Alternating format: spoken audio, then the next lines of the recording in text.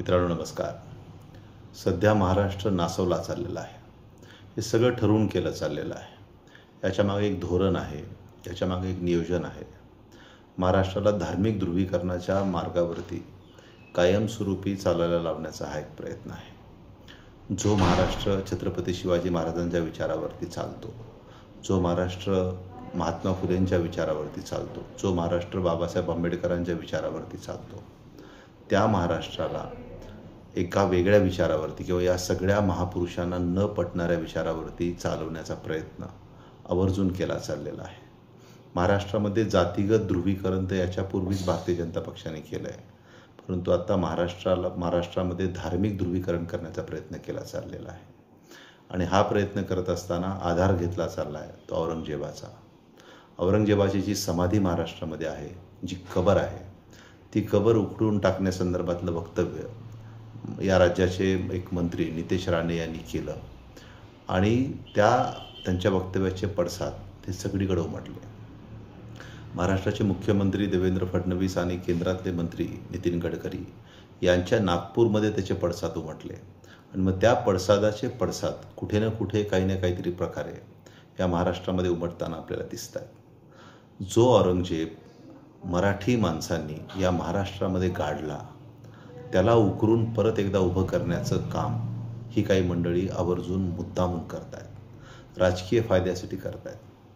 महाराष्ट्रामध्ये जो महाराष्ट्र 18 पगड जातींना सोबत घेऊन चालणारा महाराष्ट्र आहे, जो छत्रपती शिवाजी महाराजांच्या विचारावरती चालणारा महाराष्ट्र आहे, सर्व धर्म समभाव आणि धर्मनिरपेक्षतेचा विचार घेऊन चालणारा महाराष्ट्र आहे, त्याला हिंदू मुस्लिमच्या मध्ये विभागणी करण्याचा मुद्दामून प्रयत्न, हे सगळं ठरवून केलं चाललेलं आहे. हे आपण सगळ्यात पहिले लक्षात घेतलं पाहिजे. नाहीतर काय कारण आहे इतक्या वर्षांच्या नंतर औरंगजेबाच्या कबरीचा विषय पुढे आणण्याचा? हे मुद्दामून केलं चाललेलं आहे. आणि देवेंद्र फडणवीस यांच्या खात्याचे एक मंत्री त्याच्याबद्दल जाहीर वक्तव्य करतात आणि त्याच्यावरती देवेंद्र फडणवीस वेगळंच काहीतरी बोलतात. हेच याचं लक्षण आहे की हे सगळं त्यांच्या संमतीने, त्यांच्या निर्देशाप्रमाणेच केलं चाललेलं आहे. हे आपल्याला या ठिकाणी स्पष्टपणे जाणवतं. आता ही आपली जबाबदारी आहे की या सगळ्या गोष्टींना आपण बळी न पडणं. मी मागच्यासुद्धा माझ्या एका व्हिडिओमध्ये म्हणालो होतो की इतिहासात रमू नका. इतिहासात काहीच नसतं. इतिहास हा होऊन गेलेला विषय आहे. त्याच्यामध्ये आपण जितकं रमू, तितकं आपण त्याच्यामध्ये लक्ष देऊ, तितकं आपण भूतकाळातच रमू आणि आपलं भविष्य हे धोक्यात येईल. आपण वर्तमानावरती जर लक्ष दिलं तरच आपलं भविष्य घडू शकतं. इतिहासावरती लक्ष देऊन कुणाचंच भविष्य कधीच घडलेलं नाही. त्याच्यामुळे आपण वर्तमानावरती लक्ष देण्याची गरज आहे. आपलं वर्तमान बिघडू नये याच्यासाठी आपण लक्ष देण्याची गरज आहे. आणि ही जबाबदारी महाराष्ट्राच्या मतदारांची, महाराष्ट्राच्या जनतेची आहे. औरंगजेब ज्याला की महाराष्ट्राच्या भूमीने, मराठ्यांनी त्या काळामध्ये इतकं जर्जर केलं, इतकं जेरीस आणलं की त्याला आपल्याच या भूमीमध्ये आपले प्राण सोडावे लागले. आणि सोडताना मराठ्यांची चिकाटी आणि मराठ्यांची लढाऊ बाणा याला कुठंतरी काही का असेना, मनातल्या मनात का असणं, पण त्याला कबूल करावं लागलं. ही सुद्धा वस्तुस्थिती आहे. आणि आज त्याच औरंगजेबाला मुद्दामून जाणून बुजून मुस्लिम समाजाच्या मनामध्ये हिरो करण्याचा प्रयत्न काही संघटना या ठिकाणी करतायत. आणि हे त्यांनी ठरवून केलेलं आहे. हे सगळं त्यांचं ठरवून चाललेलं आहे. औरंगजेबाच्या ह्याला पायाखाली तुडवणं, हे त्या सगळ्या ज्या काही गोष्टी केल्या चाललेल्या आहेत. आता तुम्ही जितकं त्याला पायाखाली तुडवाल तितकी त्याच्याबद्दल सहानुभूती निर्माण होईल. आणि जितकी त्याच्याबद्दल सहानुभूती निर्माण होईल तितकं त्याला तो कुणाच्या तरी मनामध्ये हिरो म्हणून उभारून येईल. आणि नेमकं हेच या लोकांना हवं आहे. यांना हेच नेमकं पाहिजे, म्हणूनच हे सगळं केलं चाललेलं आहे. हे करणारे लोक हे जाणतात की ते काय करतात आणि ते कशासाठी करतात. या दोन्ही गोष्टी त्यांना माहिती आहेत. आणि हे जाणून बुजून केलं चाललेलं आहे की औरंगजेब हा मुस्लिम समाजाच्या मनामध्ये हिरो म्हणून निर्माण व्हावा आणि मग ही लढाई हिंदू विरुद्ध मुस्लिम करणं या लोकांना सोपं जाईल. त्याच्यामुळे माझी मुस्लिम बांधवांना सुद्धा विनंती की त्यांच्या या गोष्टीला तुम्ही बळी पडू नका. कारण मुस्लिम समाजाच्या मनामध्ये औरंगजेब हा कधीच हिरो नव्हता. म्हणजे इतक्या वर्षामध्ये ते आपल्याला दिसून आलं असतं. मुस्लिम समाजाच्या मनामध्ये जे श्रद्धेचं स्थान आहे ते फक्त त्यांना अल्लाबद्दल आहे. त्याच्यानंतर कुठल्याही व्यक्तीबद्दल त्यांच्या समाजाच्या त्यांना ते आदराचं स्थान नाही. आणि नेमकं तीच भावना त्यांच्या मनामध्ये जागी व्हावी, निर्माण व्हावी. आणि कुणीतरी औरंगजेबाच्या बाजूनी सुद्धा उभं राहून काहीतरी कृती करावी आणि मग त्या कृतीला ह्यांनी प्रतिकृती करावी, अशा पद्धतीचा कट हा मुद्दामून रचला चाललेला आहे. आणि त्याचाच हा सगळा भाग आहे. आणि त्या नितेश राणेच्या म्हणण्याला काय महत्त्व द्यायचं.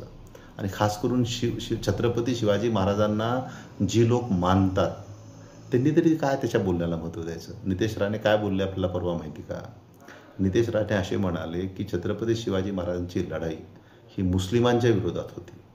ज्या माणसाला छत्रपती शिवाजी महाराज नाही कळले, ज्या माणसाला त्यांची लढाई कुणाच्या विरोधात होती हे नाही कळलं, ज्या माणसाला छत्रपती शिवाजी महाराजांचा विचार नाही कळला, त्यांची मूळ उद्दिष्ट नाही कळलं, त्या माणसाच्या बोलण्याला आपण काय महत्त्व द्यायचं, किती महत्त्व द्यायचं, हे सुद्धा कुठंतरी छत्रपती शिवाजी महाराजांना मानणाऱ्या लोकांनी ठरवण्याची आता ही वेळ आलेली आहे. नितेश राणे काही गांभीर्याने घेण्याचा विषय आहे का? किंवा त्याच्या सांगण्याने किंवा त्याच्या म्हणण्यावरती आपण काहीतरी करावं असा तो विषय आहे. ज्याला छत्रपती शिवाजी महाराजच कळाले नाही, जो माणूस कुणाच्या तरी सांगण्यावरती काहीतरी करतोय, बोलतोय, त्या माणसाच्या काहीतरी सांगण्यावरती बोलण्यावरती आपण काहीतरी प्रतिक्रिया द्यावी इतकी त्याची पात्रता तरी असली पाहिजे. आणि आपल्याला हे ठरवण्याची वेळ आहे की आपल्याला छत्रपती शिवाजी महाराजांच्या विचारावरती हा महाराष्ट्र ठेवायचा आहे का इतर कुणाच्या तरी कटाला आपल्याला बळी पडायचं आहे, हे सुद्धा आपण महाराष्ट्राच्या लोकांनी आता ठरवण्याची वेळ आहे. मागे सुद्धा असंच झालं. हा महाराष्ट्र छत्रपती शिवाजी महाराजांच्या विचारावरती, 18 पगड जातींच्या लोकांच्या विचारावरती, सर्व धर्मसमभावान धर्मनिरपेक्षतेच्या विचारावरती आजवर चालत आला होता. परंतु गोपीनाथ मुंडे यांनी स्वतःच्या पक्षाच्या राजकीय फायद्यासाठी या महाराष्ट्राला सगळ्यात पहिले हे जातीगत ध्रुवीकरणावरती आणलं. त्यांनी ओबीसीला एकवटून ती शक्ती भाजपच्या पाठीशी उभी केली. त्याच्यासाठी जातीगत ह्याचं राजकारण त्यांनी केलं आणि ते राजकारण करून भारतीय जनता पक्षाला काहीतरी प्रमाणामध्ये यश ते मिळवून देऊ शकले, ही वस्तुस्थिती आहे. त्याच्या आधी महाराष्ट्र इतका जातीवादी किंवा इतक्या जातीगत राजकारणाकडे वळलेला कधीच नव्हता.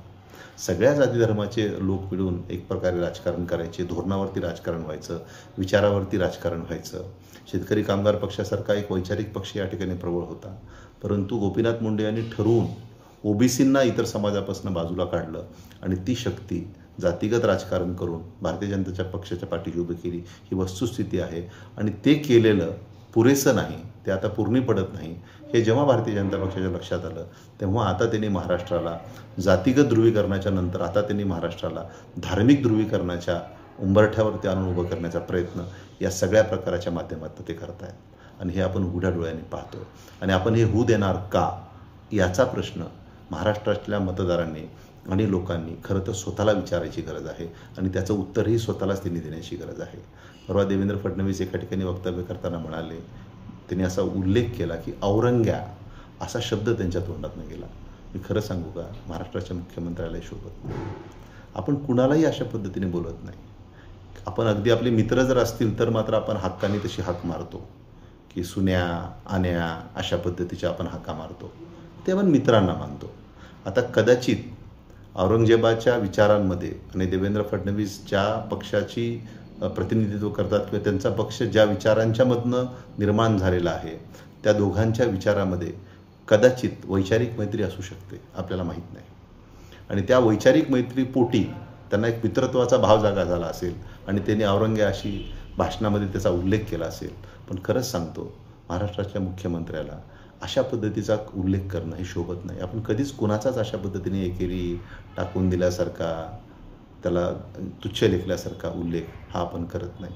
परंतु देवेंद्र फडणवीस हे करून गेले आणि हे अतिशय निंदास्पद आहे. आणि आपण त्याची करावी तेवढी निंदा कमी आहे, कारण हे महाराष्ट्रातल्या संस्कृतीला आणि महाराष्ट्राच्या उच्च प्रकारच्या राजकीय संस्कृतीला शोभणारं नाही. महाराष्ट्राचे मुख्यमंत्री अशा पद्धतीने कधीच बोलू शकत नाहीत. पण हे ठरवून केलं चाललेलं आहे. आणि म्हणून माझी हिंदू असतील, मुस्लिम असतील, या सगळ्या बांधवांना विनंती आहे की तुम्ही याला बळी पडू नका. हे मुद्दामून करतायत. प्रत्येकाची प्रतिक्रिया यावरती उमटावी, हिंदू असतील किंवा मुस्लिम असतील, अशीच त्यांची अपेक्षा आहे. आणि आपण त्यांच्या या चुकीच्या क्रियेला आपली प्रतिक्रिया देऊन त्याला आपण प्रबळ बनवू नये. कधी लक्षात घ्या, कुणाची कृती ही तोपर्यंत निष्प्रभ असते जोपर्यंत आपण त्याच्यावरती प्रतिक्रिया देत नाही. आपण जर प्रतिक्रियाच नाही दिली तर त्याची ती कृती निष्प्रभ होऊन जाते. त्याच्यामुळे आता हे जे काही महाराष्ट्रामध्ये चाललेलं आहे ना, याच्यावरती कृपया तुम्ही प्रतिक्रिया देऊ नका, मेहरबानी करा. कारण औरंगजेबाच्या कबरीला काहीच होणार नाही आहे. याचं कारण असं आहे की औरंगजेबच्या कबरीची सुरक्षिततेची व्यवस्था किंवा त्याची जबाबदारी, त्याच्या संरक्षणाची जबाबदारी ही राज्य सरकारची आहे, गृह खात्याची आहे आणि मुख्यमंत्र्याची आहे. आणि ही सगळी गोष्टी राज्य सरकार, गृह मंत्रालय आणि मुख्यमंत्री हे देवेंद्र फडणवीसकडे आहेत. त्याच्यामुळे एकीकडं तेच त्या कबरीचं संरक्षण करतील आणि दुसरीकडं तेच नितेश राणेसारख्या माणसाला कामाला लावून 2 धर्मांच्या मध्ये जातीगत द्वेष निर्माण करण्याचा, धार्मिक द्वेष निर्माण करण्याचा प्रयत्न करतील. हा जो धोरणामधला, वागण्यातला, विचारातला दुपट्टीपणा आहे हे तुम्हीच ओळखला पाहिजे, हे तुम्ही लक्षात घेतला पाहिजे. त्याच्यामुळे यांच्या कुठल्याही गोष्टीला बळी पडू नका.